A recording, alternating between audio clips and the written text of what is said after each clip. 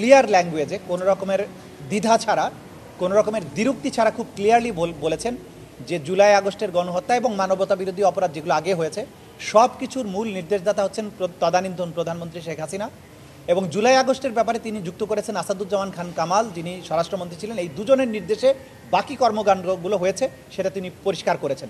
তিনি আরও পরিষ্কার করেছেন পুলিশের মধ্যে কোন কোন কর্মকর্তা অতি উৎসাহী ছিলেন, কোন কোন কর্মকর্তা কমান্ড স্ট্রাকচার ভঙ্গ করে কাজ করতেন, কী ধরনের অপরাধ তারা সংগঠিত করতেন, সব কিছু তিনি ব্যাখ্যা করেছেন। আপনারা আদালতে ছিলেন, আপনারা সবাই শুনেছেন।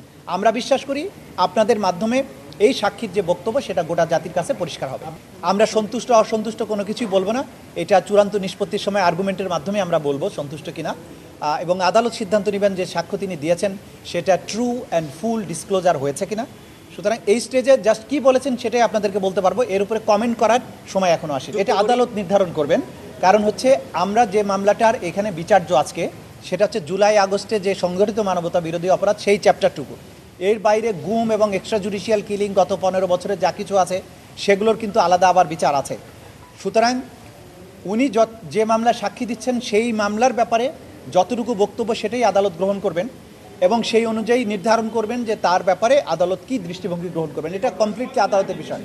আপনারা সাংবাদিক হিসেবে প্রশ্ন করতে পারেন যে তিনি কি বক্তব্য দিয়েছেন, তার বক্তব্য গ্রহণযোগ্য হবে কিনা, খালাস হবে কিনা, এটা তার আইনজীবীরা অথবা ডিফেন্সের আইনজীবীরা আর্গুমেন্ট করুক।